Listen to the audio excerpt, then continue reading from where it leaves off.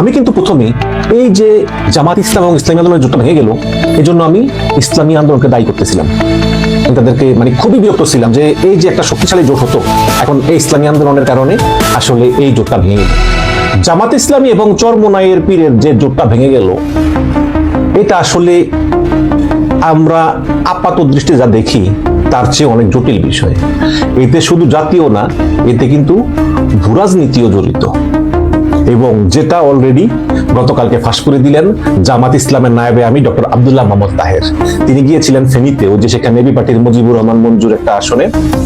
তো তিনি সেখানে বলতেছেন একটা পথসভায় যে আমরা যদি ইসলামী আন্দোলন, খেলাফতের মজলিস বা নিজামে ইসলামের দিকে জোট করতাম, তাহলে সবাই বলতো এটা মৌলবাদী জোট।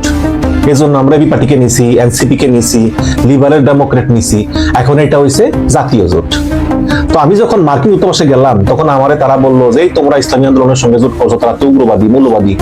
তখন আমি বললাম যে না, যারা মৌলবাদী আছে তাদেরকে আমরা সেখান থেকে সরিয়ে নেওয়ার ব্যবস্থা করতেছি। এখন সরিয়ে নেওয়ার ব্যবস্থা করতেছি বলতে কি ধরনের ব্যবস্থা এটা আমি জানি না। তো এক্ষেত্রে একটা বিষয় স্পষ্ট যে মার্কিন দূতাবাস এই যে ইসলামী আন্দোলনের সঙ্গে জামাত ইসলামের জোটটা তারা পছন্দ করতেছিল না, কারণ তারা মনে করতেছে যে জামাত ইসলাম হচ্ছে একটি লিবারেল ইসলামিক দল, কিন্তু ইসলামী আন্দোলন হচ্ছে শরিয়া ভিত্তিক ইসলামিক দল, যারা আসলে বাংলাদেশকে আফগানিস্তান বানাতে চায়, যেটা মার্কিন যুক্তরাষ্ট্রের পছন্দ হওয়ার কথাও না, এবং তারা বলেছে ওটাই। এখানে তো জাতীয় রাজনীতি আছেই, বাট ভূরাজনৈতিক বিষয়ও জড়িত। আসলে জাতীয় পর্যায়ে এবং ভূরাজনৈতিক পর্যায়ে জামাত ইসলামকে ইসলামী আন্দোলনের সঙ্গে থাকতে নিরুৎসাহিত করা হয়েছে, কিন্তু জামাত ইসলাম কি করবে কি করবে না এটা তারা ভেবে পাচ্ছিল না। যখন এনসিপি এবং এবি পার্টি এবং লিবারেল ডেমোক্রেট পার্টি যোগ দিল জোটে, তখন জামাত ইসলাম ইসলামী আন্দোলনকে আরো অবহেলা শুরু করলো। এবং আমি কিন্তু প্রথমে এই যে জামাত ইসলাম এবং ইসলামী আন্দোলনের জোটটা ভেঙে গেল, এজন্য আমি ইসলামী আন্দোলনকে দায়ী করতেছিলাম।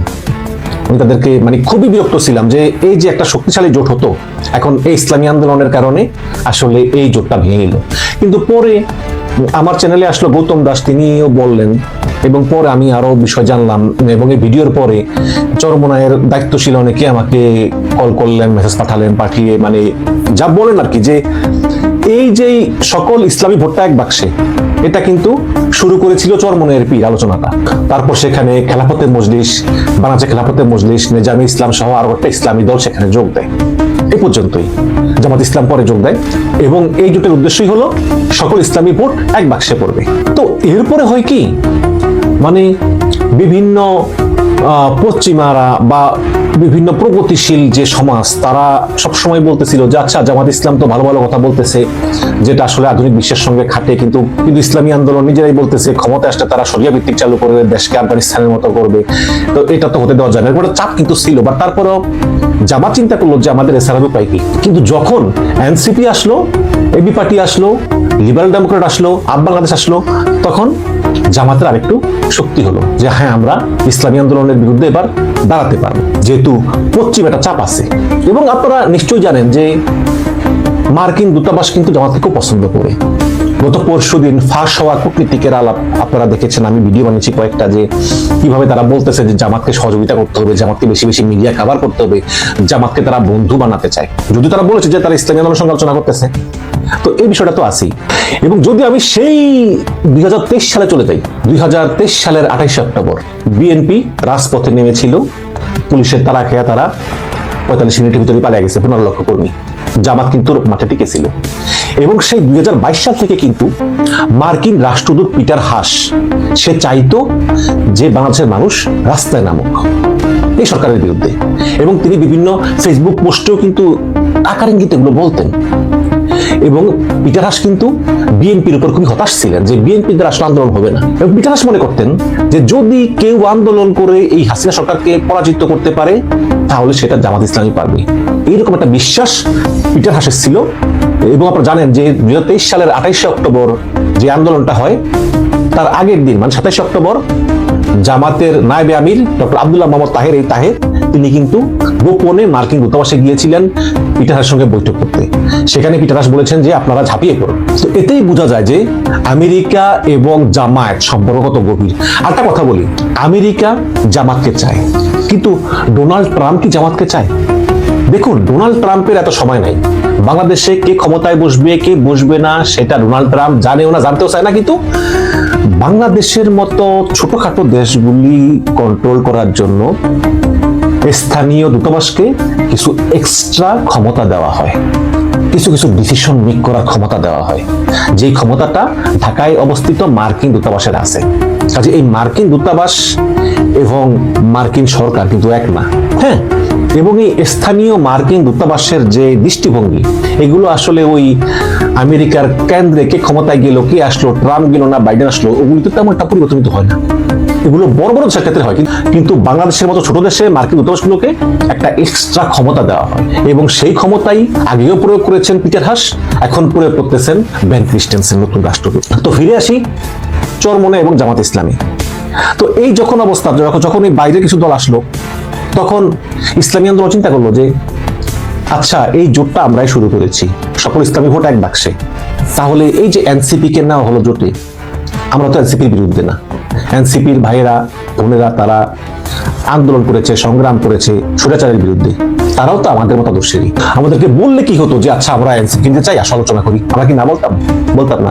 তারপর এবি পার্টি আসলো, তারপর আরো বাংলাদেশ আসলো, লিবারেল ডেমোক্রেট আসলো, এবং তারপর একের পর এক বিভিন্ন ডিসিশন নেওয়া হতে থাকলো জোটের কারোর সঙ্গে কোনো কথা বলা ছাড়াই। এটা ইসলামী আন্দোলন ভালোভাবে নেয়নি।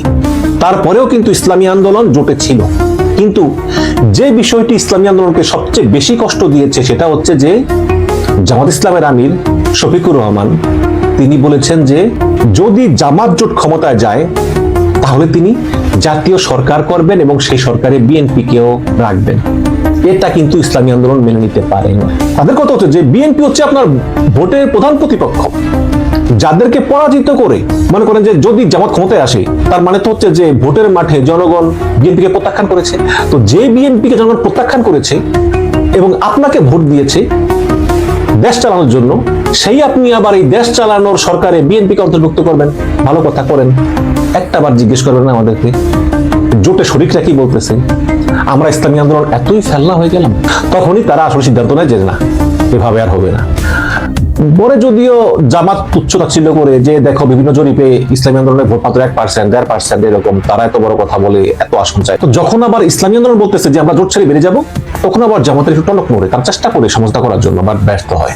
তো এই হচ্ছে কি অবস্থা। আসলে মানে থাকলে ভালো হতো, ইসলামী আন্দোলন জামাত ইসলাম একটা জোটে থাকলে অবশ্যই ভালো হতো, এটা আপনিও জানেন আমিও জানি, কিন্তু বাস্তবতা হচ্ছে যে জামাত ইসলামের অতিরিক্ত আত্মবিশ্বাস এবং জামাত ইসলামের উপরে মার্কিন দূতাবাসের প্রচুর প্রভাব এবং জামাত ইসলামের উপরে ইউনূস সরকারের এবং ইউনূস সরকারের কিছু উপদেষ্টার প্রভাব, এই সব মিলিয়ে আসলে ইসলামী আন্দোলনকে তারা অবহেলা করা শুরু করেছিল, এবং সেই অবহেলা সত্যি না করে ইসলামী আন্দোলন বেরিয়ে গিয়েছে। যাই হোক, বের হয়ে গিয়েছে, কি আর করা। তারপরেও আমরা জামাত ইসলামী জোটের ভালো চাই। এই জোটে এনসিপি আছে, যারা তরুণ, যারা এই গণ-অভ্যুত্থান নেতৃত্বে আছেন, সুতরাং তাদের জন্য হলেও আমরা জামাত ইসলামী জোটের ভালো চাই, মঙ্গল চাই। পাশাপাশি আমরা বিএনপি জোটেরও মঙ্গল চাই। আমরা চাই তারা ভালোভাবে জনগণের কাছে যাক, জনগণকে বলুক ভোট দেওয়ার জন্য, জনগণই নির্ধারণ করবে তারা বিএনপিকে চায় নাকি জামাতকে চায়। দর্শক, এই জামাত এবং চরমনাই জোট ভাঙার ব্যাপারে আসলে আপনারা কাকে দায়ী করতেছেন, জামাতকে নাকি চরমনাইকে? দয়া করে কমেন্টে জানাবেন। ধন্যবাদ।